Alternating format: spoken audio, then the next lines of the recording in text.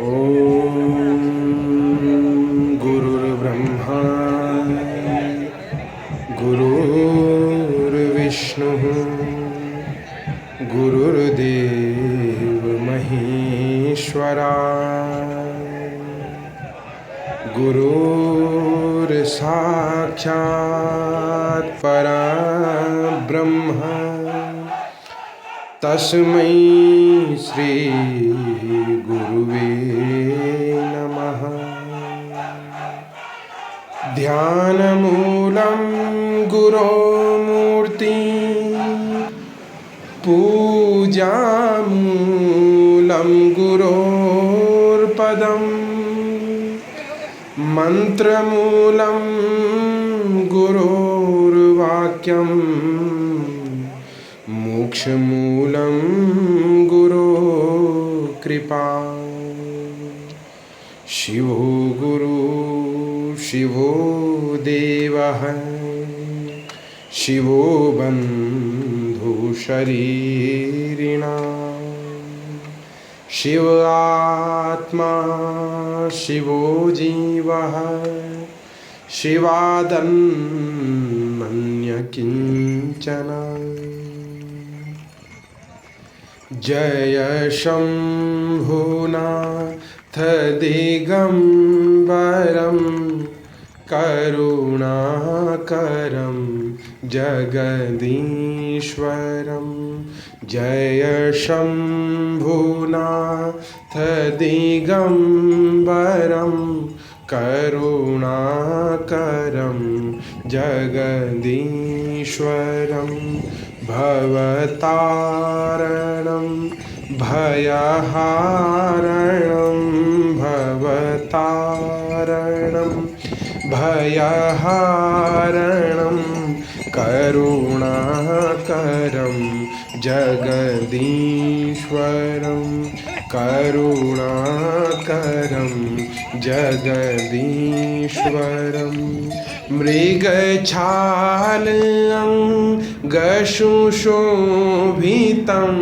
करमालदण्डविराजितं।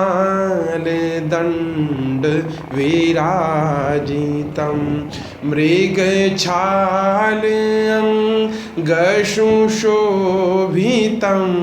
करमालदण्डविराजितं।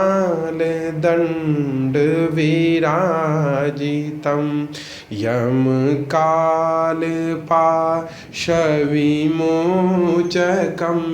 यमकालपाशविमोचकं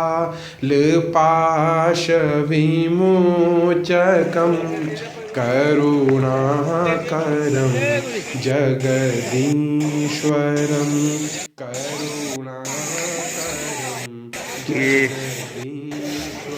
आज हम केदारपुरी में पहुंच चुके हैं और पंचमुखी डोली का यहाँ पर इंतज़ार हो रहा है। तो यहाँ पे पहुँचने वाली है थोड़ी देर में ही और विधिवत रूप से कल 10 तारीख को प्रातः केदारनाथ के कपाट खुलेंगे और श्रद्धालुओं की यहाँ पर आमद लगातार जारी है और बड़ी संख्या में यहाँ पे श्रद्धालु पहुँच चुके हैं कल से ही। हालांकि डोली आज पहुँचने वाली है 9 तारीख को और कुछ एक मिनटों में ही यहाँ डोली पहुँचेगी और उसके पश्चात कल विधिवत रूप से कपाट खुलेंगे।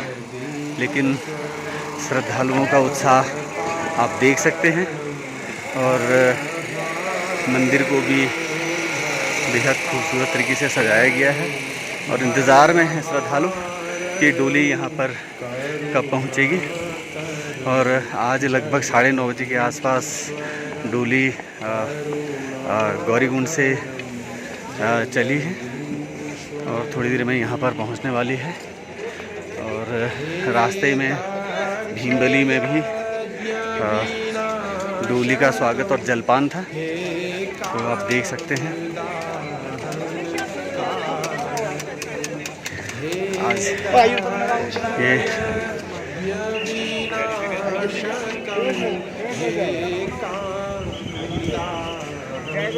अरे बोल ठेकेदार बोलिए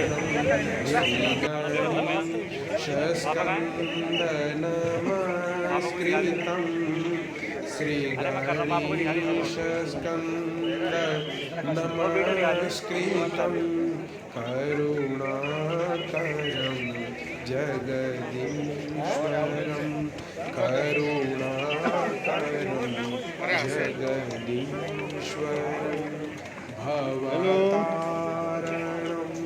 भयहारणं भवतारणं भयहारणं करुणाकरं जगदीश्वरं करुणाकरं जगदीश्वरं हे आशुतोष शशांक शेखर हे चंद्रमौलि मृत्युंजय हे आशुतोष शशांक शेखर हे चंद्रमौलि मृत्युंजय तव पाद कमल नमाम्यहम्।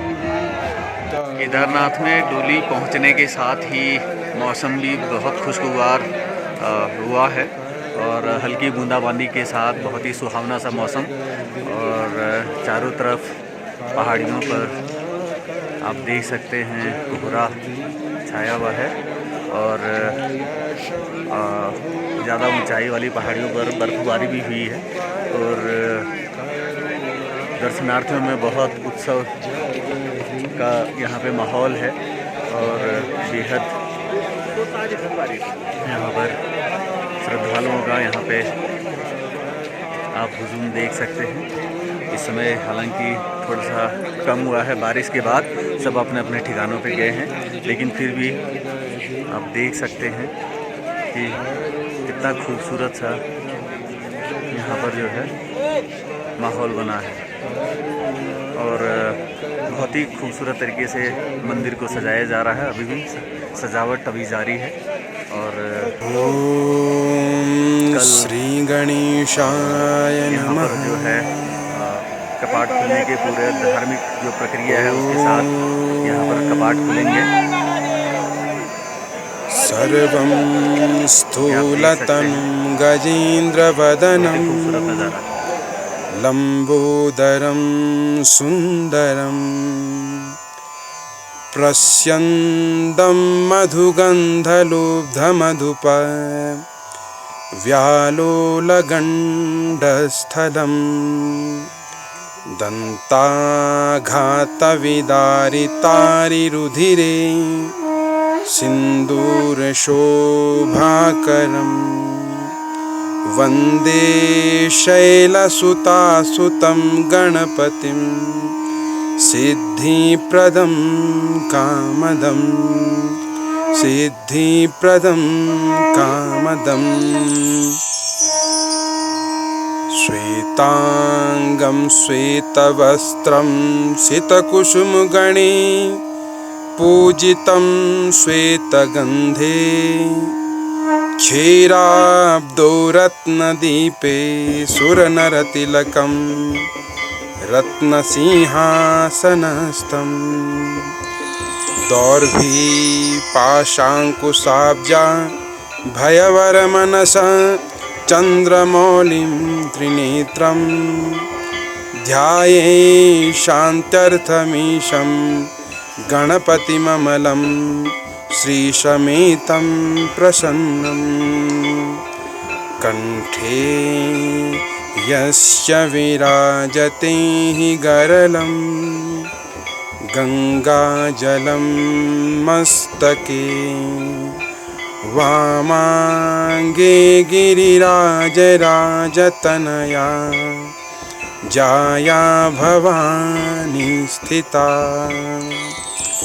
नन्दीस्कन्दगणाधिनाथ सहिता केदारनाथ प्रभु केदाराञ्चलसंस्थितो हि सततं कुर्यात् सदा मङ्गलम् मङ्गलं भगवान् शम्भो मङ्गलं वृषभध्वज मङ्गलं पार्वतीनाथ मङ्गलाय सदा शिवः।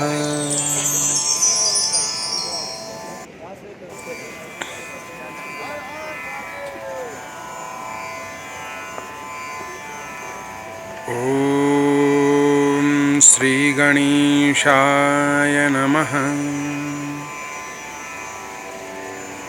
ॐ गजाननं भूतगणादिसेवितं कपित्थजम्बूफलचारुभक्षणम् उमासुतं शोकविनाशकारकम् नमामि विघ्नेश्वरपादपङ्कजम् शुक्लां वरधरं विष्णुं शशिवर्णचतुर्भुजं प्रसन्नवदनं ध्यायेत् सर्वविघ्नोपशान्तये।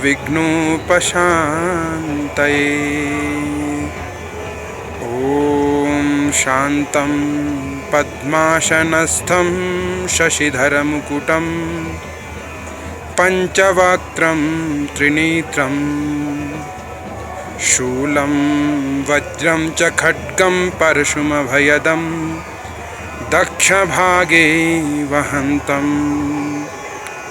नागं पाशं च घण्टां प्रलयहुतवहं शाङ्कुशं वामभागे नानालङ्कारदीप्तिं स्फटिकमणिनिभं पार्वतीशं नमामि। ॐ आद्यन्तमङ्गलमजातशमानभावम् आर्यं तमीशमजरामरमात्मदेवम् पञ्चाननं प्रबलपञ्चविनोदशीलं सम्भावये मनसि शङ्करम्बिकेशम्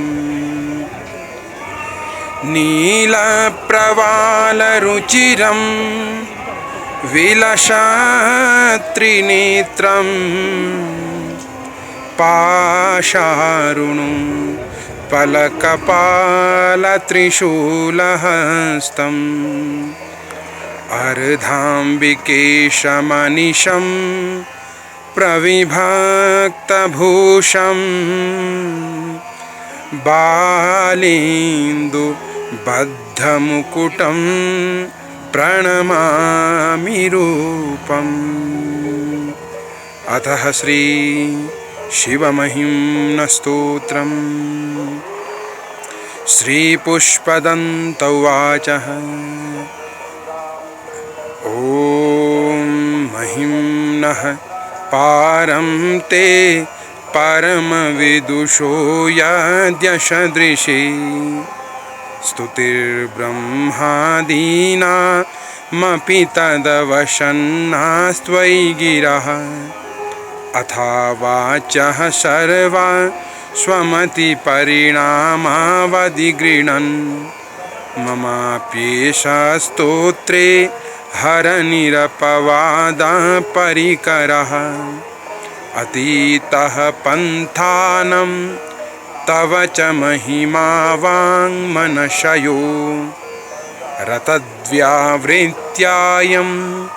चकितमभिधत्ते श्रुतिरपि सकस्य स्तोतव्यः कतिविधगुणः कस्य विषया पदे त्वर्वाचीने पतति न मनः कस्य न वचः मधुस्फीता वाचः परममृतं निर्मितवता स्तव ब्रह्मान् किं वा गपिशुरगुरोर्विस्मयपदम् मम त्वेतां वाणीं गुणकथनपुण्येन भवतः पुनामीत्यर्थेऽस्मिन् पुरमथनबुद्धिर्व्यवसिता तवैश्वर्यं यत्त जगदुदयरक्षा प्रलयकृत् त्रयी वस्तु व्यस्तं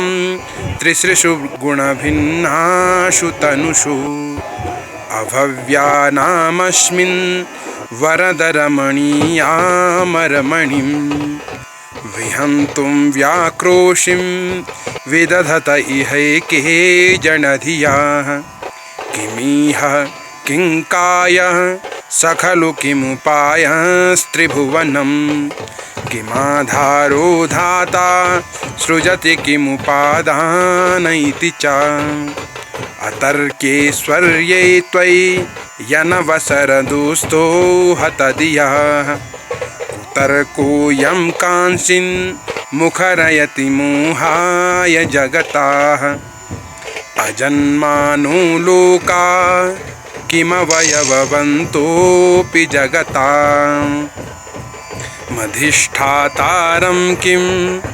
भवविधिरनादृत्य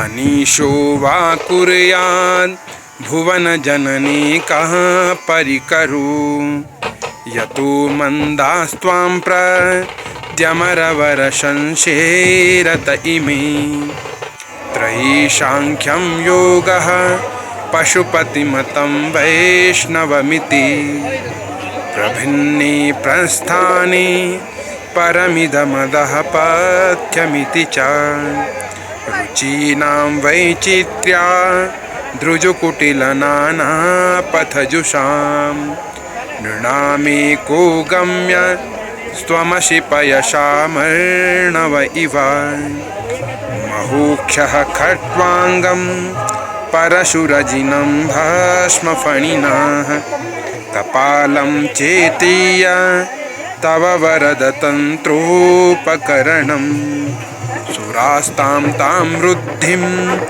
दधति तु भवद्भ्रूप्रणिहितां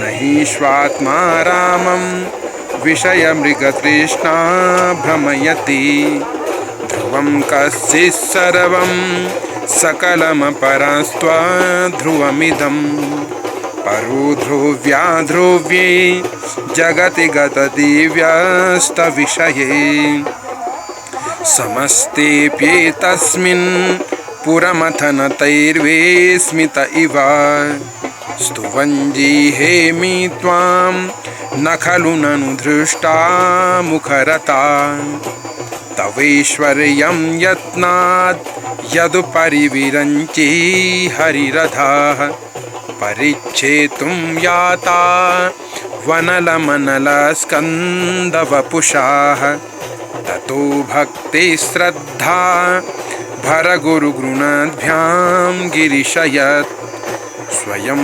तस्थेताभ्यां तव किमनुवेत्तेर्न फलति अयत्नादापाद्य त्रिभुवनमवीरव्यतिकरं दशाशो यद्बाहुं भृतरणकण्डूपरवशान् शिरः पद्मश्रेणी रचितचरणाम्भोरुहबलेः स्थिरायास्त्वद्भक्ते स्त्रिपुरहरविस्फूर्जितमिदम् अमुष्य त्वत्सेवा समधिगतसारं भुजवनं बलात् कैलासेऽपि त्वदधिवशतो विक्रमयताः अलभ्या पाताले प्यलसचलिताङ्गुष्ठशिरसि प्रतिष्ठा त्वय्यासीद् ध्रुवमुपचितो मुह्यति खलाः यदृद्धिं सूत्राम्नो वरद परमुचैरपि सति मधश्चक्रे बाणः परिजनविधेयः त्रिभुवनः न तच्चित्रं तस्मिन् वरिवसितरे त्वच्चरणयो न कस्याप्युन्नत्यै भवति शिरसत्वय्यवनतिः अकाण्ड ब्रह्माण्ड क्षयचकितदेवासुरकृपा विधेयस्यासीद यश्रिनयनविषं संहुतवताः सकल्माषः कण्ठे तव न कुरुते न श्रियमहो विकारोऽपि श्लाघ्यो भुवनभयभङ्गव्यसनिनः असिद्धार्थानैव क्वचिदपि सदेवासुरनरेः निवर्तन्ते नित्यं जगति जैनूयस्य विशिखाः सपश्यन्निशत्वा मितरसुरसाधारणमभूत् स्मरः स्मरतव्यात्मा न हि वशिषुपथ्य परिभवाः महीपादाद्घातात् व्रजति सहसा संशयपदं पदं विष्णोर्भाम्य भुजपरिघरुग्णग्रहगणं मुहूर्द्योद्योश्चं या त्यनिवृतजटाताडिततटा जगद्रक्षायै त्वं नटसि ननु वामेव विभूता वियद्व्यापीतारा गणगुणितफेनोद्गमरुचिः प्रवाहो वाराम्यः पृषतलघुदृष्टा शिरसि ते जगद्वीपाकारं जलधिवलयं तेन कृतमत्यनेनेवो नेयं धृतमहिमदिव्यं तव वपुः रथः क्षोणीयन्ता शतधृतिरगेन्द्रो धनुरथो रथांगे केदारपुरी में स्थानीय व्यापारी हैं, उनकी कुछ मांगों को लेकर के जो शासन प्रशासन से मांग है उसके प्रोटेस्ट में उन्होंने आज यहाँ पे केदारपुरी में अपने जो प्रतिष्ठान हैं सभी बंद किए हैं। आप देख सकते हैं कि किसी भी तरह की पूजा सामग्री या खान पान की सामग्री वो कुछ भी उपलब्ध नहीं है। सभी लोगों ने यहाँ पर एक सामूहिक एकता के रूप में अपनी एकजुटता दिखाते हुए अपनी मांगों के समर्थन में जो केदारनाथ मंदिर प्रांगण के मंदिर प्रांगण में जो व्यावसायिक प्रतिष्ठान हैं सब बंद किए हुए हैं। वो चाहे खाने पीने की सामग्री हो या पूजा सामग्री हो, आप देख सकते हैं सभी ने ये बंद किए हुए हैं। तो उनका ये एक तरह का एक प्रोटेस्ट है कि उनकी जो मांगे हैं वो जल्द से जल्द शासन प्रशासन सुने। और जहाँ तक यात्रियों का सवाल है तो उनकी पूरी निर्भरता भंडारे पे ही है। कुछ बड़े भंडारे यहाँ पर लगातार चल रहे हैं जो 15-20 हज़ार लोगों को लगातार खिला रहे हैं, जिनमें से हल्दा पानी गोपेश्वर की जो कई सालों से यहाँ पर भंडारा कर रहे हैं श्री राम के नाम से उनका भंडारा जो होता है वो कई सालों से खिला रहे हैं, यहाँ पर भंडारा कर रहे हैं और बहुत शानदार व्यवस्थित तरीके से। और यहाँ पर आप देख सकते हैं केदारपुरी के सारे व्यावसायिक प्रतिष्ठान ये अपनी मांगों के समर्थन में सभी ये बंद किए हुए हैं। ये इनकी जो भी मांगे हैं ये शासन प्रशासन से इन्होंने अपनी मांग रखी हुई है और उसके विरोध में आज इन्होंने ये सारे व्यावसायिक प्रतिष्ठान बंद किए हुए हैं। तो यात्री लोग जहाँ तक खाने की बात है वो भंडारे पर पूरी तरह से निर्भर है। और ये आप देख सकते हैं ये यहाँ का एक बड़ा भोजनालय रेस्टोरेंट है पूरा सरप्राइज। तो वो भी पूरी तरह से आप देख सकते हैं, पूरी तरह से ये भी बंद है। तो अब यहाँ पे देख सकते हैं केदारपुरी क्रीडा स्मरहर पिशाचा जो सहचरा मांगे हैं यहाँ पर, जो निर्माण कार्य आदि या इनके हक जो है उसको लेकर के विस्तार में उन्होंने अपना मांग पत्र शासन प्रशासन को सौंपा हुआ है। भवतु नामैवमखिलम्।